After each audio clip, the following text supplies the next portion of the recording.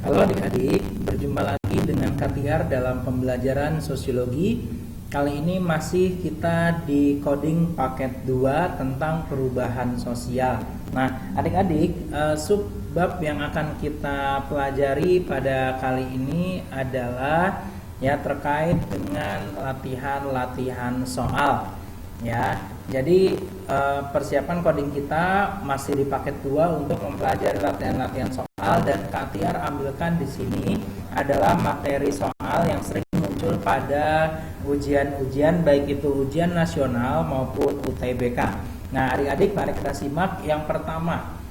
Nah, nomor 1 di sini Maxellen menyatakan kalau dalam sebuah masyarakat ada banyak orang yang memiliki virus NA yang tinggi, maka diharapkan masyarakat itu akan menghasilkan pertumbuhan ekonomi yang tinggi. Nah, adik-adik semua, maksud virus NA yang dimaksudkan oleh David Maxellen di sini adalah A. Keinginan untuk memiliki negara, B. Keinginan untuk berinteraksi, C. Keinginan untuk berprestasi, D. Keinginan untuk menghasilkan sesuatu, dan E. Keinginan untuk belajar. Maka sesuai pembahasan yang sudah kita lakukan pada video sebelumnya, di sini virus NA maksudnya adalah keinginan untuk berprestasi. Jawaban yang tepat adalah yang C. Dan adik-adik semua, dengan The King Ganesha Operation untuk mengingat virus NA-nya David Maxellen adalah sukses prestasi pakai NA. NA ini sekali lagi adalah hasrat untuk berprestasi, sehingga adik-adik semua kita bisa terapkan dalam kehidupan nyata bahwa adik-adik harus punya keinginan, harus punya hasrat untuk berprestasi. Sehingga bagi adik-adik semua yang hasrat berprestasinya belum timbul secara maksimum, maka Katiar minta mulai saat ini kita adalah bagian dari keluarga besar Ganesha Operation yang telah mengukir banyak prestasi. Dan untuk itu kakak minta adik-adik juga harus punya keinginan untuk berprestasi nanti pada PTN tahun yang akan datang. Adik-adik menjadi mahasiswa di PTN-PTN dan Politeknik negeri seluruh Indonesia. Itu harapan kita bersama tentunya. Nah, adik-adik, untuk nomor 1 sekali lagi jawabannya adalah C, dengan The King sukses prestasi pakai NA. Untuk nomor 1 itu adik-adik, kita ke nomor 2. Nah, berikut ini adalah dampak negatif dari adanya pembangunan di sebuah negara. Pertama, kurangnya kemandirian, terlalu bergantung pada bantuan luar negeri atau dalam hal ini utang. Yang kedua, berkembangnya pola hidup konsumtif. Yang ketiga adalah urbanisasi dan berbagai permasalahannya. Dalam hal ini ada pengangguran, ada kriminalitas, dan lain sebagainya. Yang nomor 4 pilihannya hubungan sosial yang menjadi lebih renggang dan lebih individualistis. Nah, adik-adik semua, soal meminta adalah dampak negatif. Berarti yang kita pilih adalah jawaban yang memang tidak bagus atau menimbulkan dampak negatif. Nah, namun sebelumnya Katiar mau menjelaskan bagaimana cara menjawab soal pola seperti ini. Adik-adik semua, ini adalah pilihan ganda alternatif di mana adik-adik harus memilih option tergantung jawaban yang telah disediakan. Adik-adik akan menjawab A jika nomor 1, 2, dan 3 benar. Adik-adik akan menjawab B jika nomor 1 dan 3 yang benar. Adik-adik akan menjawab C ketika nomor 2 dan 4 yang benar. Adik-adik akan menjawab D kalau nomor 4 saja yang benar. Dan adik-adik akan menjawab E kalau semuanya benar. Nah, adik-adik, berdasarkan soal dan tata cara menjawab yang tadi telah kita bahas bersama, bahwa di sini jawabannya adalah E.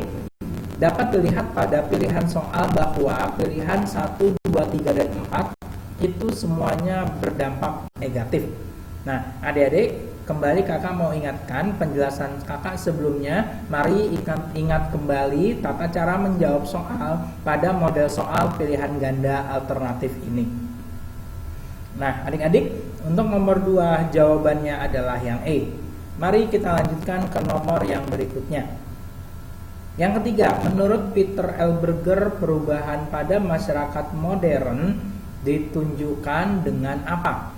Nah, di sini pilihannya kembali soal pilihan ganda alternatif ya. Yang pertama adalah runtuhnya masyarakat tradisional. Yang kedua, makin luasnya pilihan yang bersifat personal. Yang ketiga adalah munculnya beragam keyakinan. Yang keempat adalah makin kuatnya solidaritas mekanik di masyarakat. Nah, adik-adik semua, pilihan yang tepat untuk jawaban soal ini adalah, kita lihat ternyata jawabannya adalah A. Hal ini sesuai dengan teori Peter L. Berger ya, bahwa perubahan masyarakat dari tradisional ke masyarakat modern itu dipengaruhi atau dibuktikan dengan pilihan 1, 2, dan 3. Sedangkan pilihan 4 tidak sesuai karena itu masuk ke dalam konsepsi solidaritas sosial menurut Emil Durkheim. Nah, jadi adik-adik, maka untuk soal nomor 3 pilihan A sudah tepat. Kita lanjutkan adik-adik semua di nomor 4. Pada masyarakat pedesaan atau masyarakat yang tradisional itu lebih banyak berkembang titik-titik. Pilihannya A adalah solidaritas organik, B solidaritas mekanik, C patembayan, D paguyuban, atau E outgroup feeling. Nah, adik-adik semua, mari kita bahas di sini. Jawaban yang tepat adalah yang B. Kenapa? Adik-adik semua, solidaritas mekanik adalah solidaritas yang ada di masyarakat desa yang lebih mengutamakan senioritas dan belum mengenal pembagian kerja. Ya, jadi solidaritas mekanik ini adalah solidaritas yang ada di masyarakat pedesaan, mereka belum mengenal pembagian kerja dan masih menganut sistem senioritas.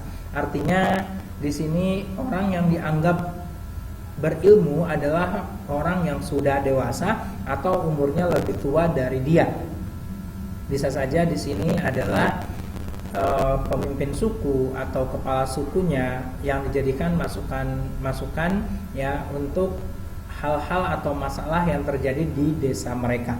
Nomor 4 adalah B, adik-adik. Untuk nomor 5 kita lihat di sini. Berikut adalah analisis Raoul Presbys terhadap kemiskinan di negara pinggiran. Pertama, terjadi penurunan nilai tukar komoditi pertanian terhadap komoditas industri. Kedua, barang industri semakin mahal dibandingkan dengan barang hasil pertanian. Yang ketiga, terjadi defisit pada neraca perdagangan negara pertanian bila berdagang dengan negara industri. Yang keempat, adanya proteksi perdagangan. Nah, adik-adik semua, kita bisa temukan jawabannya. Semua pernyataan di atas adalah benar. Jawabannya adalah E, tentang analisis Raoul Presbys terhadap kemiskinan di negara pinggiran. Secara umum adalah terjadi kekalahan ya antara komoditas-komoditas yang dibawa oleh negara berkembang ya atau negara miskin jika dia berdagang dengan negara-negara maju. Ya, ini tepat tadi dijelaskan dengan teori ketergantungan ya atau teori negara-negara di dunia yang dibagi 3 oleh Emanuel Wallerstein dalam teori sistem dunia. Oke, adik-adik, nomor 5 adalah yang E. Lanjut nomor 6. Kita lihat di sini adik-adik semua. Dampak positif dari adanya globalisasi adalah kecuali. Nah, yang diminta di sini adalah kecuali adik-adik. Maka pilihan yang tepat atau jawaban yang tepat adalah kita lihat di sini. Jawabannya adalah yang D. Kenapa jawaban D? Ya, jawaban D ini adalah pengecualian dari dampak positif globalisasi. Kalau terjadi kesamaan budaya dan rasa selera di seluruh dunia, maka globalisasi sudah jelas mematikan budaya lokal. mematikan potensi budaya lokal di tiap masyarakat setempat yang dilalui oleh globalisasi itu. Ya, adik-adik semua. Sebagai contoh, ketika ada sebagian orang yang lebih senang makan makanan di restoran cepat saji dibandingkan dengan makan makanan pinggir jalan dan itu makanan tradisional Indonesia misalkan.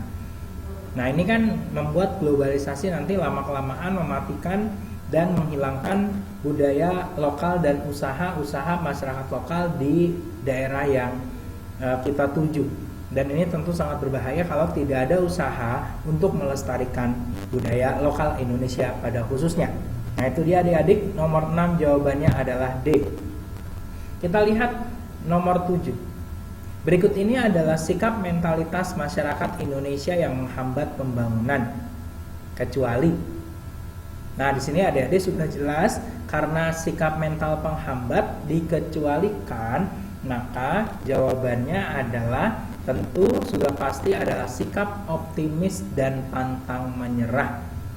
Artinya di sini tidak perlu kita ulas kembali karena optimis dan pantang menyerah tentu akan membawa khususnya diri kita sendiri menjadi sukses dan tidak tergantung oleh keadaan sekitar kita. Kita optimis terus maju walaupun keadaan sekitar kita tidak mengizinkan atau tidak mendukung. Nah, itu dia adik-adik untuk yang nomor 7. Untuk nomor 8, teori siklus sangat cocok diterapkan untuk menjelaskan apa? Nah, di sini adik-adik, soal nomor 8 ini pernah muncul dalam bentuk yang berbeda pada UTBK 2019 yang lalu. Nah, teori siklus itu kan terkait dengan bagaimana perputaran dari sebuah hal, perputaran dari sebuah masyarakat. Maka jawaban yang tepat adalah yang A. Teori siklus adalah teori yang menyatakan bahwa perubahan adalah sesuatu yang terjadi berputar. Maka jatuh bangun peradaban dapat dijelaskan dengan teori tersebut. Oke adik-adik, nomor 8 clear. Kita lihat nomor 10. Ciri masyarakat modern menurut Peter L. Berger adalah, adik-adik, kalau kita lihat buku coding kita, itu kekurangan kata kecuali. Jadi adik-adik bisa kita lihat di sini ya ada kata kecuali seharusnya. Jika ada kata kecuali maka jawabannya pun akan terlihat. Ya, menurut Peter L. Berger. Nah, maka di sini jawaban yang tepat adalah yang D. Jawaban D tepat karena konsep solidaritas itu dikemukakan oleh Emil Durkheim, bukan Peter L. Berger. Ya, adik-adik semua, seperti itu pembahasan kita. Nomor 11, dampak negatif dari adanya globalisasi adalah, adik-adik tentu sudah kita jelaskan tadi bagaimana cara menjawab soal ini. Untuk nomor 11 tentu adik-adik sudah punya jawaban. Jawabannya adalah B. Jawaban B adalah nomor 1 dan 3. Ya, karena dari pilihan yang ada yang benar-benar nyata memberi kontribusi negatif globalisasi adalah pilihan yang B. Dalam hal ini adalah nomor 1 dan 3 yang tepat. Oke adik-adik, itu untuk nomor 11. Nah, untuk yang berikutnya adalah kita lihat soal-soal persiapan ujian. Kakak ambilkan beberapa nomor di sini. Yang berikutnya kita coba bahas nomor 3. Salah satu faktor pendorong terjadinya perubahan sosial yang berasal dari luar masyarakat adalah, nah ini adalah materi yang pernah kita bahas pada video sebelumnya. Nah adik-adik, jawaban yang tepat untuk soal ini adalah yang E.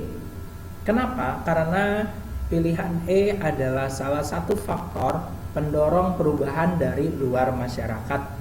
Karena ada pengaruh budaya masyarakat lain. Kita coba review kembali. Faktor pendorong eksternal perubahan sosial adalah, pertama, pengaruh budaya masyarakat lain, bencana atau faktor alam, serta peperangan. Ada 3 adik-adik semua.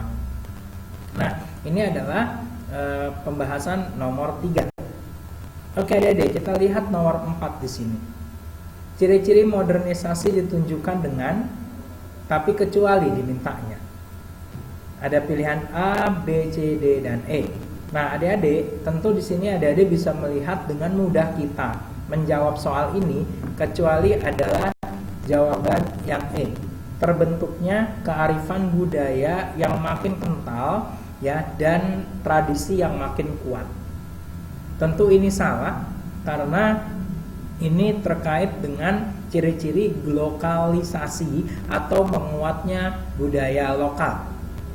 Ya, berarti budaya luar tidak bisa menggempur budaya lokal yang dijaga oleh masyarakat sekitarnya. Oke, nomor 4 jawabannya adalah E. Adik-adik, kita lihat yang berikutnya nomor 7. Modernisasi menyediakan berbagai barang jasa yang menjadi kebutuhan pada warga masyarakat. Kesempatan tersebut sering disalahartikan dengan melakukan pola hidup yang cenderung mengejar kemewahan dunia dan konsumtif. Contoh berikut dampak dari hidup konsumtif atau bentuk dari hidup konsumtif adalah, nah, adik-adik semua, konsumtif ini terkait dengan tanda kutip adalah lapar mata. Semua yang kamu ingin, belum tentu kamu butuh, kamu beli. Nah, berarti nanti efek daripada hal ini adalah terjadinya, ya, keinginan kita untuk menikmati barang, ya, dalam jangka pendek. Berarti jawabannya adalah C, sikap hedonis yang mengutamakan kesenangan duniawi yang notabene-nya itu jangka pendek, tidak berpikir untuk bagaimana hidup kita setelah hidup di dunia nanti. Nah, adik-adik semua, demikianlah pembahasan soal latihan yang kakak ambil dari coding kita, beberapa soal-soal yang setipe dan sering muncul pada ujian nasional dan UTBK tahun-tahun sebelumnya. Kakak harap mari kita pelajari lagi materi ini. Jika ada yang belum bisa dipahami, mari kita bertanya lewat forum yang telah disediakan oleh Ganesha Operation, atau nanti bisa juga kita memakai media sosial dan media komunikasi lain. Nah, demikianlah pembahasan bersama Kak Tiar untuk pembahasan sosiologi kali ini di paket 2, latihan soal. Dan adik-adik semua jangan bosan belajar, semangat terus untuk kesuksesan kita bersama. Terima kasih, selamat belajar, semoga sukses.